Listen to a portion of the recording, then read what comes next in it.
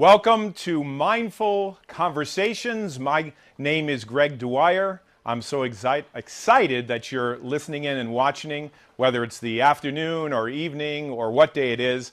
We're so glad you're here. So what is Mindful Conversations with Greg Dwyer all about? It's about one thing, just one thing. It's about giving you something to think about that will better your life. So we're going to have a guest today, and I'm so excited about this as well. His name is Steve Shepard. He is with the Connecticut Realty Association, and he is an expert in real estate, so we're excited that he is with us today. You're going to want to tune in and listen to what he has to say. If you've ever thought about buying a house, if you ever thought about selling a house, if you just want to educate yourself about the industry, Steve Shepard is the person you want to talk to. So I do a lecture called The Magic of Communication. I've been doing it for about 2 years now, and I focus on helping people to change their mind, the way that they think. And so let's get started. The magic of communication has to do with two things: how we communicate with ourselves and how we communicate with other people. So if you want to know more information, you simply go to gregdwyer.com. That's G-R-E-G. D as in diamond, W as in wealth, Y as in young, ER.com. And this is what I say to folks when I do my lecture. I ask them to look around the room for everything in the room that is red. Now, I just picked this up. This has some red in it. I also have some red here on the pen. I also have red on my tie, and it's very discreet. You can almost see it red on the glasses. So I'd like you to think about the things that I showed you that are red, and I'd like you to focus on the things that are red. See? The glasses, the tie, the pen. Now what I'd like you to do is I'd like you to look around your room, wherever you are right now. And I'd like you to take like a second or a couple seconds and just focus on things that are red, not only here at the studio or wherever you're watching, in your home. So just look around the room to look for red things, all right? Now, if you're in a safe place, I'd like you to close your eyes. So just close your eyes, and I want you to think about all of the things that you focused on which were red. Had the red tie, had the red glasses, I also had the sign that was red, I also had the pen marking that was red. Now, with your eyes closed and you're just listening to my voice, I want you to think about everything that is on the set and also in your room where you're watching this and listening to my voice that is black. Black. Okay, you can open your eyes. So it's hard to think about black. There's black on the glasses. There's black over here. We could mark this up. This is black as well. It's hard to focus on black things and red things if you're only focused on one thing. Now, the reason I mention this is back in the year 1956, a gentleman by the name of George Miller wrote a paper, a report, called The Magical Number of 7. Give or take 2, or, it could be 5 or it could be 9. So it varies. But what he meant by the magical number of 7 is that our minds can only focus on a few things every second of the day. We think that we can multitask. We think that we can, look at our cell phone, we can drive our car, we can listen to the radio, text as we're doing it. The truth is, our brains are limited, very limited. And so when George Miller in 1956 talked about the magical number of 7, what he was saying to people is that we have limitations in how much information can come into our brain. In other words, if you're looking around the room for red, and that's what you focus on, red tie, the red glasses, and that's your obsession, or that's what you're focusing on, it's hard to see green, it's hard to see pink, it's hard to see like this blue cup, because you're focused on red. And it's the same thing in life. Now, this is kind of scary, but take this in for a moment. Experts who study communication come to the conclusion that we think about 45 to 65,000 thoughts every single day. Maybe about 65. So 45 to 65,000 thoughts every single day. So on Monday morning, you go to work, thinking about work, you're thinking about getting there, you have 45 to 65,000 thoughts that day. Now here's the scary part. The next day, on Tuesday, you have about 45 to 65,000 thoughts, and about 90%, maybe 95, are the same thoughts that you had the day before. So there's a pattern of thinking. If you've ever gone out and bought a book and you don't read it, or someone tells you to join a gym and you do but you never go, the reason why is because you're in a frame of habits. Habits of thinking, 45 to 65,000 thoughts every single day, and the next day, those thoughts are the same. So in mindful conversations and with the magic of communication, I teach people how to break the habit so that they can live to their full potential. So what are some of the things that you think about? Now, obviously, we can't have a conversation here, but I've been doing this for a couple years, and I recognize that there's a pattern. The first thing that people think about is health. You know, if you don't have your health, you don't have anything. How you're doing with your body, how you're doing with maybe your emotions, your mental patterns, your physical body. People think about their emotions, they think about health, they also think about food. You know, what am I going to eat today? Or they also think about the boss. Or they think about work, or they think about their family. Family is also something that people focus on. There are so many things. You have 45 to 65,000 thoughts every single day. There's no way in the world that we could go through all of them. But what are some more? Retirement, the IRS, taxes, money. Money is a big thing. People worry about money. So there's so many things. So think about it just for a moment. What are some of the things that you think about every single day? What are some of the things that keep you up at night, that you worry about, that you're obsessed about? Well, 45 to 65,000 thoughts every single day, and the next day you're probably repeating those thoughts.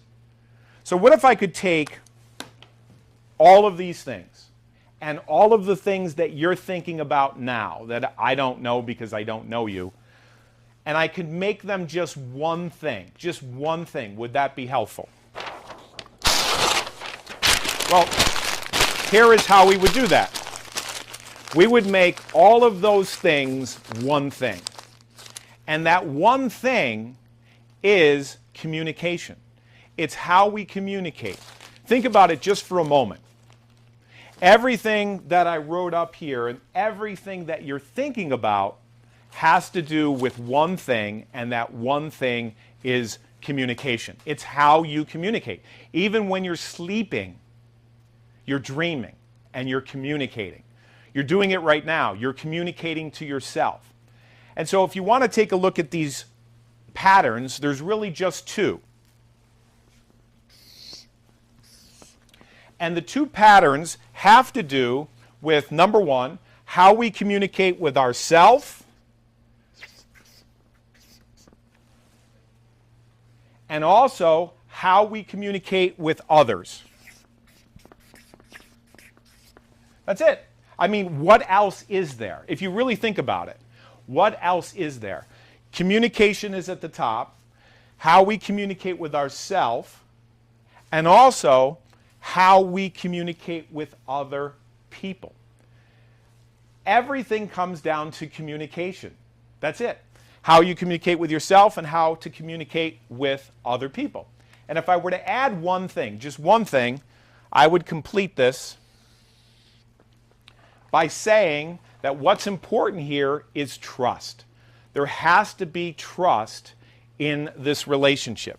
You have to have trust here, and you have to have trust here.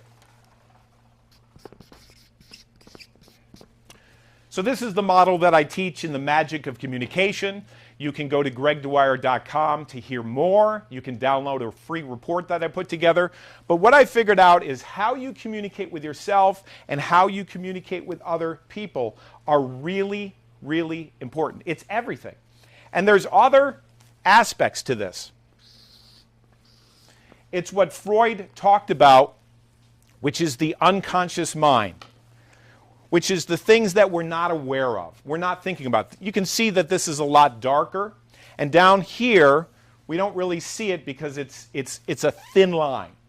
But below here is our values and our beliefs and what we think about everything. And a lot of times we're not aware of it. We're not aware of it. So what I do here is I write the word believe.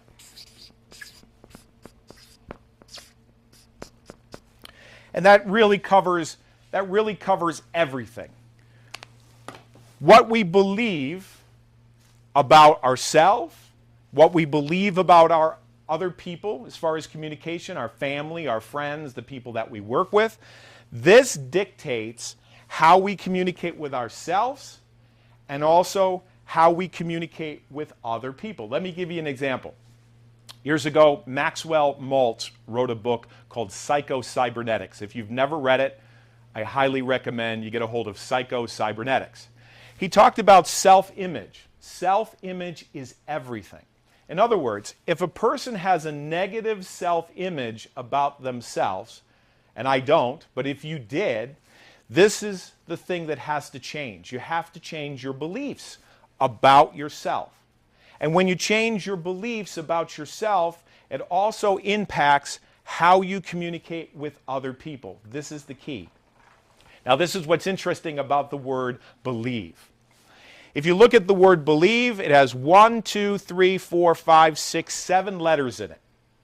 But if you look in the center, you have the word lie. See that? Right here in the middle. A lot of what people believe is not based on the truth. It's things that are made up.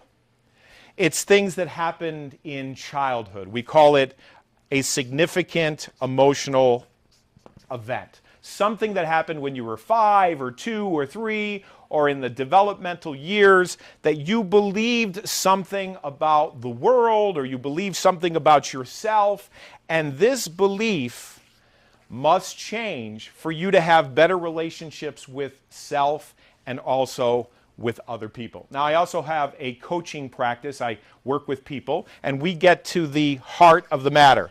And the heart of the matter really is their beliefs. It's how they see themselves. You know, I have a sister that lives here in Connecticut, and we both grew up together. And I will say to her, well, do you remember when we did this? Or do you remember when we traveled here? Do you remember when this happened in the family? And she'll say to me, no, I don't remember any of that. And I'll think to myself, did you have the same childhood that I had? And of course, we grew up in the same house, but she sees the world differently. The way that she remembers her childhood is different from the way that I remember my childhood. It's all subjective. Subjective in the sense that we believe it to be true, whatever it might be, but it's not necessarily true. Now, the easiest way to change this, and specifically to change the pattern of focusing on the past or to focusing on the future, is gratitude. We're going to talk about this next week at our next show, but I just want to give you a little hint here. If you want to change the way you see things, the best way is to use gratitude every single day, to focus on things that you're grateful for. And why does that work? Because when you're grateful, it's hard to be afraid of the future, and it's hard to be full of regret about the past. Gratitude is a great way to do that. We're going to talk about that. After the break, we're going to bring on Steve Shepard. He's an expert, not necessarily in communication like I am, but he's an expert in real estate and also an expert in business, and we're going to pick his brain and hopefully give you some more information to think about. We'll be back after this commercial.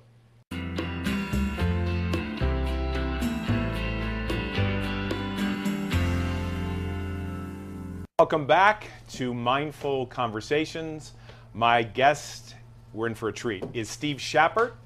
He is going to talk about real estate, and he's an expert, whether you're buying, whether you're selling, whether you just want to have a mindset towards business. He's your guy. Steve, thanks for being on my first show. This is wonderful. Thanks for inviting me, Greg. So Pleasure. we met like, I don't know, maybe 15, 20 years ago, and I never even asked you this. Like, how did you get involved in real estate? I know you do a lot of work with construction, but what's the story? How did you get involved? Always loved real estate, even as a kid, and I always knew that my life would involve architecture and real estate, and those were just things that I kind of knew. So I started out as a contractor, worked my way into becoming a real estate broker, and that's pretty much it. Wow. So right now I run Buyers Trust Real Estate, only work with buyers and investors, but I also own BIOS Building Technologies, so that we do all of the improvements for our clients. Okay. Now, there are millions and millions of realtors all over the United States, but when I met you, I was impressed that, number one, you're involved in business, personal development, you've listened to tapes, read books, you're a speaker, you're written up in magazines all over the United States. But what's interesting about what you're doing and what you had done for me in the past is that you are a buyer's broker. I mean, the people listening today, they probably have never heard of this. I never heard of this. I went on the internet, I looked at your name, I looked up Google for buyer's broker. Educate us about that. What's that all about?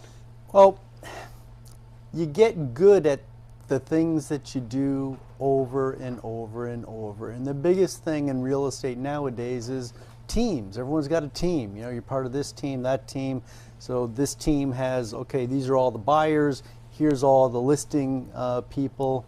So what I'm doing that is different is that it's nice that, you know, your team is working for you, and you're like, okay, now I've got a person that just works with buyers all the time, but the fiduciary responsibility goes through the broker. So if you're hiring a real estate broker, and you need to understand you are hiring the broker, not the agent. The agent is just working is the representative for the broker.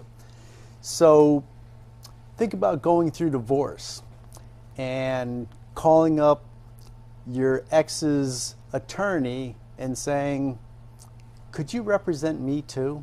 Okay, so it's a conflict of interest. Does that sound like a great idea? It's a terrible idea. No, it's terrible. So it's a conflict. Correct. Okay. So you take out the conflict in the equation, which I love. You're actually working 100% for the buyer, and you're not on the take, in other words. It would be really difficult to find one real estate client that didn't feel that awkward moment. Right. You know, everybody has a story, and every realtor has a story of that awkward moment going, huh, but this one once, I sat down with the people that were selling their house, and I promised them, I've known you for 20 years. I'm going to do everything I can for you to get you the absolute best price for it. Right. Sign this exclusive right to represent, or sign this exclusive listing agreement. And they go, oh, absolutely, and they sign it. And then they pull out the dual agency disclosure, and the person selling the house says, but what's that? Right. Oh, well, see, I also represent buyers, so if I bring a buyer to your house, I can't fully represent you, I can't fully represent you. So I'm a dual agent. Right. So you're both going to pay me, but I'm not going to be able to like give you that 100% as if all I did is represent one side. Right. It's very deceiving. It's deceiving. Now, that phrase that I've heard for years, and I'm sure a lot of people have heard, buyer beware, right? Doesn't that come from real estate? Absolutely. Before 1996, everybody represented the seller. Okay. Okay. In Connecticut. In Connecticut. Anyway. Within a year or two across the country, they allowed buyer representation. Okay. So I was just getting into the business, and I looked out over the market, and I'm like, well, okay, I'm just me. I know I have talent. Right. I'm a contractor. People like that I have that experience. I can, really look at houses deeply. Right. But how am I going to make myself stand out in the marketplace? I said, well, there's this whole new thing of exclusive buyer agency. So I said, I'm going to do that. Okay. I'm going to name the company Buyers Trust. So I did it on, I think it was one of my first deals. I brought buyers to a house. They liked it. We wrote up the offer, but the agent for the seller wrote in the MLS, buyer agent compensation 0. Wow. Because it was new, and she's like, well, why are we paying you if you're going to try and lowball us and get a one up on us? Right. And I simply had my client write into the offer that the seller is to pay the buyer agent. Right. So listing agent got really upset, jumped up and down. Oh, you can't do that? Well, I just finished the ABR class. They told me this is how I'm supposed to handle it. So it went through, and eventually the sellers looked at the listing agent and said, we're paying you 6%, right? You're supposed to offer him half. He brought this nice young couple that we really like a lot, and they've got a really nice offer we'd like to accept. Give him his money. Right. Wow, interesting. So that's kind of how it started. And it's been, obviously like 20 years since then. Hasn't really changed much. The momentum hasn't jumped because the traditional offices still make a ton of money by utilizing dual agency, and therefore the lobbyists, keep pushing that, keep the dual agency. And I just smile and go, I don't have 100,000 agents. Right. It's okay. Yeah. Well, the reason why I wanted to bring you on is because when I met you many, many years ago, and we sat down and had this conversation privately and not on television, is I realized that things are not what they appear to be. And you were able to educate me just on the whole industry. And if anybody's looking for a realtor, and they would hire you if they're going to sell their property, yes? If they're going to sell their property, yes. I actually get the phone calls before the listing agents because I'm a renovation contractor. Okay. They call up and say, Steve, we're selling our house. As a renovation contractor, can you come in and give us advice on what to do? And I've got almost 30 years of experience of working with banks, helping the banks figure out what are the most cost-effective improvements. In other words, the smallest amount of money that they can spend in order to get the house on the market and presentable. And that's been kind of my key over the years. You'll see this magazine article that comes out pretty much quarterly called Top 10 Renovations to Increase the Value of Your Home. Right. Okay. Throw it away because it's the easiest way to go bankrupt. The article always starts with, replace your front door. Right. You'll get 83% of your money back. Not true. Wait. Not true. Not true. No, it is true. Oh, it is. You'll get 83% of your money back. Yeah. But wouldn't you want to get 117? Right. So if their number one thing lost you 17% of your equity, go on to the next one. Replace your kitchen. You'll get 63% of your money back. I know. We can talk forever. Go through the whole thing, but we're tight. How do they get a hold of you? Because we're almost out of time. I can't believe it. So tell us a little bit about this and really how they get a hold of you on Facebook, because I want them to find you. Easiest way to get a hold of me, buyerstrustrealestate.com. On Facebook, we do these social events called CT Realty Social. It's once a week. We were just out at Priam Vineyard on Sunday. Tomorrow night we'll be at the Red Rooster Pub in Newtown. So just type CT Realty Social on Facebook. My name is Steve Schappert, SCHAPPERT. Find me on Facebook. Excellent. Well, before you came in to sit down here, I asked you to think about a word before the camera started rolling. You picked this word. I didn't tell you what to think of. Do you still remember the word that you thought of? Yes. Okay, excellent. So I want you to think of the last time that you felt that way, Steve, and see what you saw, and feel what you felt, and hear what you were saying to yourself. Is it possible that the word was gratitude? Yes, it was. Excellent. I'm so grateful that you're on the show. We're out of time. I hope to see you next week at this broadcast, which is Mindful Conversations. It was excellent. Thank you.